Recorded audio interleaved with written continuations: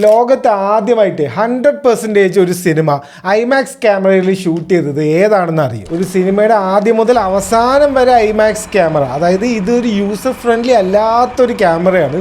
ഇതിൻ്റെ ശബ്ദം തന്നെ ഇങ്ങനെയാണ് ഇതിൻ്റെ ശബ്ദം.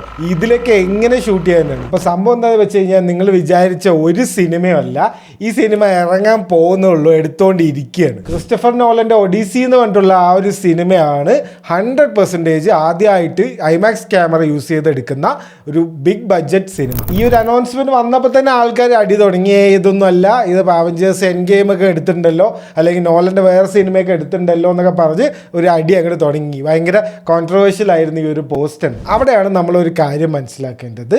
രണ്ട് ടൈപ്പ് ഉണ്ട് ആക്ച്വലി. ഫിലിംഡ് ഫോർ ഐമാക്സും ഫിലിംഡ് ബൈ ഐമാക്സ്. നമ്മൾ സാധാരണ ഈ സിനിമകളുടെ പോസ്റ്ററിലൊക്കെ കാണാം ഫിലിംഡ് ഫോർ ഐമാക്സ് ആയിരിക്കും. അതായത് ഡിജിറ്റൽ ക്യാമറാസ് ഉണ്ടല്ലോ, യാരി, റെഡ്, സോണി എന്നൊക്കെ പറഞ്ഞിട്ടുള്ള കമ്പനീസ്, അവരുടെയൊക്കെ കമ്പനികളുടെ ക്യാമറകൾ ഐമാക്സ് സർട്ടിഫിക്കേഷനോട് കൂടി വരുന്ന കുറേ ക്യാമറ മോഡൽസ് ഉണ്ട്. ഡിജിറ്റൽ ക്യാമറാസ് ആണ് ഇതൊക്കെ. ഇത് യൂസ് ചെയ്തിട്ട് എടുക്കുന്ന സിനിമകളാണ് ഫിലിംഡ് ഫോർ ഐമാക്സ് എന്ന് പറയുന്നത്. ഫിലിംഡ് ബൈ ഐമാക്സ് എന്ന് പറയുമ്പോഴാണ് ഈ ഐമാക്സ് ക്യാമറ കൊണ്ട് എടുക്കുന്ന സിനിമകൾ.